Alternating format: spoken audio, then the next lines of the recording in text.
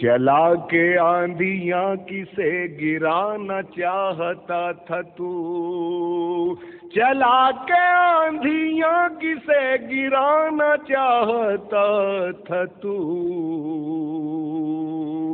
جو میری جھونپڑی گئی تو تیرا بھی محل گیا، جو میری جھونپڑی گئی تیرا بھی محل گیا تو تیرا بھی محل گیا، چلا کے آندھیاں کسے گرانا چاہتا تھا تو،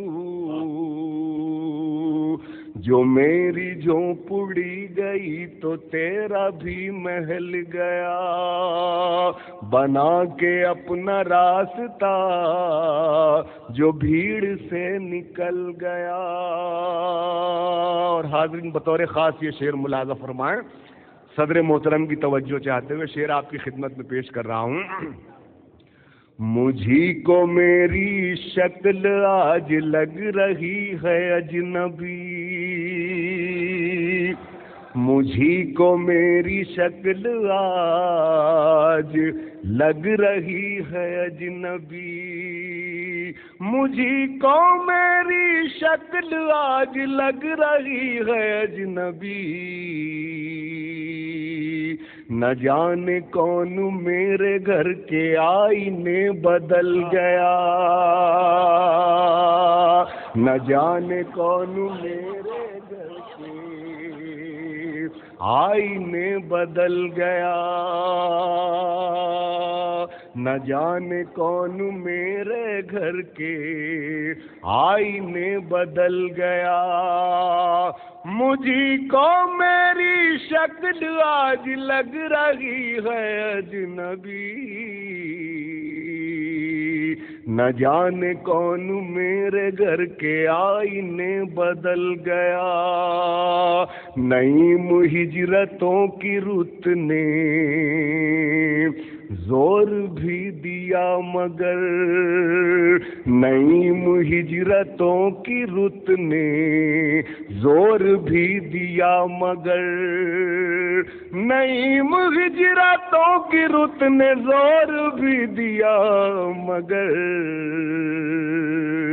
نہ باغ سے ہوا گئی نہ جھیل سے کنول گیا، نہ باغ سے ہوا گئی نہ جھیل سے کنول گیا، نئی ہجرتوں کی رت نے زور بھی دیا مگر، نہ باغ سے ہوا گئی نہ جھیل سے کنول گیا، بنا کے اپنا راستہ جو بھیڑ سے نکل۔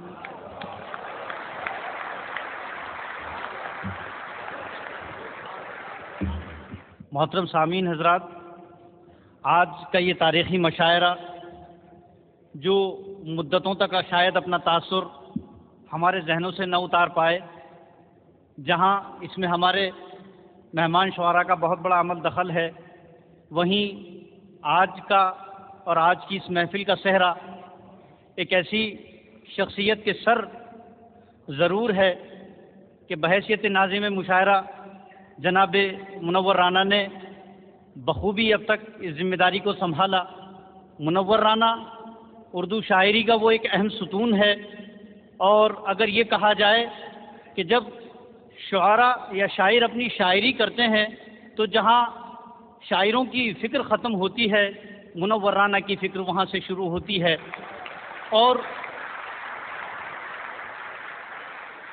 میں مبتدی ہوں، میرے پاس الفاظ نہیں ہیں، لیکن صرف اتنا کہا جا سکتا ہے کہ آج کے اس مشاعرے کا وقار جہاں حضرت مظفر حنفی سے بحال ہوا ہے، وہیں پر اس مشاعرے کے وقار کو 4 نہیں بلکہ 8 چاند جناب منور رانا سے لگے ہیں۔ آپ حضرات استقبال فرمائیے۔ معزز حاضرین، اصل میں یہ میں نے عرض کیا کہ یہ بڑا خراب مسئلہ ہے۔ یہ نظامت جو ہے استاد بسم اللہ خاں کا نام تو آپ نے سنا ہوگا، مشہور شہنائی نواز، وہ کسی شادی کی محفل میں شہنائی بجا چکے تھے تو وقت گزاری کے لیے تاش کا جادو دکھا رہے تھے. ایک سیٹھ ان کے پاس آیا, اس نے کہا کہ صاحب کل ہماری بٹیا کی رخصتی ہے, اگر آپ پدھاریں تو ہمارا سمان بڑھے گا. بسم اللہ خان نے کہا کہ نہیں, آپ کی بیٹی ہماری بیٹی جیسی ہے, ہم بھی یقیناً حاضر ہوں گے. دوسرے دن استاد بسم اللہ خان اس بچی کی شادی کے لیے اس کے گھر گئے. دروازے پر ہی صاحب خانہ کھڑے ہوئے تھے. انہوں نے استاد بسم اللہ خان کے ہاتھ میں شہنائی وغیرہ بھی دیکھی تو انہوں نے اس نے پوچھا کہ اچھا تو آپ یہ بھی بجا لیتے ہیں. تو مسئلہ یہ ہے حضرات کہ اب اس کے بعد بالکل ایسی سچویشن ہے. میں بہرحال جہاں سے جو شعر یاد آ رہے ہیں میں عرض کر رہا ہوں, جو شعر جہاں سے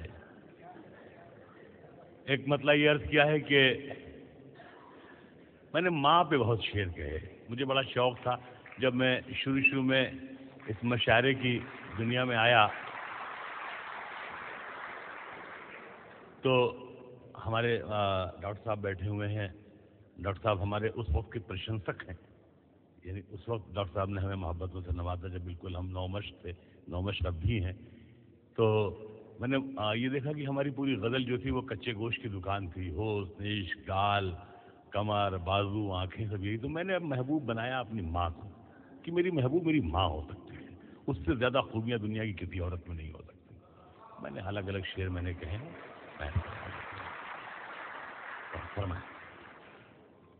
جہاں جہاں سے یاد آ رہے ہیں, واقف رائے بریلوی کا ایک مطلب ہے کہ میں تو بلبل ہوں, میرا کام ہے گاتے رہنا, بھول جاؤں تو مجھے یاد دلاتے رہنا.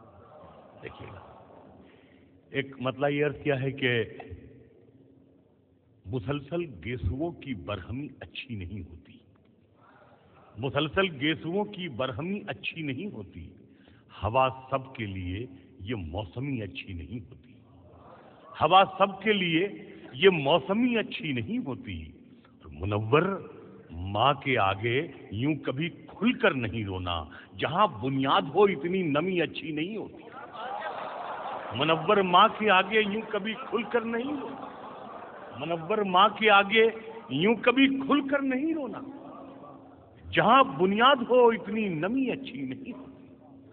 ایک مطلب یہ ہے کہ دکھ بھی لا سکتی ہے لیکن جنوری اچھی لگی, دکھ بھی لا سکتی ہے لیکن جنوری اچھی لگی. جس طرح بچوں کو جلتی پھلجھڑی اچھی لگی, جس طرح بچوں کو جلتی پھلجھڑی اچھی لگی.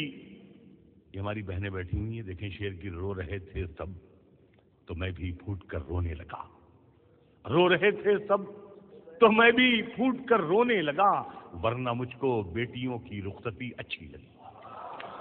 رو رہے تھے سب تو میں بھی پھوٹ کر رونے لگا, رو رہے تھے سب تو میں بھی پھوٹ کر رونے لگا, رو رہے تھے سب تو میں بھی پھوٹ کر رونے لگا.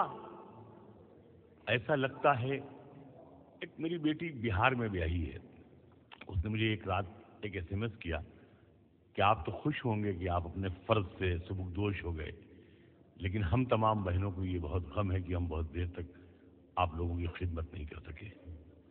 میں نے اسے ایک ایس ایم ایس کیا. شعر یہ ہے کہ ایسا لگتا ہے کہ جیسے ختم میلہ ہو گیا, ایسا لگتا ہے کہ جیسے ختم میلہ ہو گیا, اڑ گئی آنگن سے چڑیاں گھر اکیلا ہو گیا. ایسا لگتا ہے کہ جیسے ختم میلہ ہو گیا, ایسا لگتا ہے کہ جیسے ختم میلہ ہو گیا, اڑ گئی آنگن سے چڑیاں گھر اکیلا ہو گیا. رو رہے تھے سب تو میں بھی پھوٹ کر رونے لگا, ورنہ مجھ کو بیٹیوں کی رخصتی اچھی لگی. اور تیرے دامن میں ستارے ہیں تو ہوں گے اے فلک, مجھ کو اپنی ماں کی میلی اوڑھنی اچھی لگی. تیرے دامن میں ستارے ہیں تو ہوں گے اے فلک, تیرے دامن میں ستارے ہیں تو ہوں گے اے فلک, مجھ کو اپنی ماں کی میلی اوڑھنی اچھی لگی. ایک مطلب یہ ہے کہ جو تیری خوشبو میں لپٹی یہ چٹھیاں اڑ جائیں, جو تیری خوشبو میں لپٹی یہ چٹھیاں اڑ جائیں, تمام شہر میں کیا کیا کہانیاں اڑ جائیں, تمام شہر میں کیا کیا کہانیاں اڑ جائیں. اور شعر یہ عرض کیا ہے کہ اسی دعا کے سہارے یہ عمر گزری ہے, اسی دعا کے سہارے یہ عمر گزری ہے کہ پر لگا کے میرے گھر سے بیٹیاں اڑ جائیں.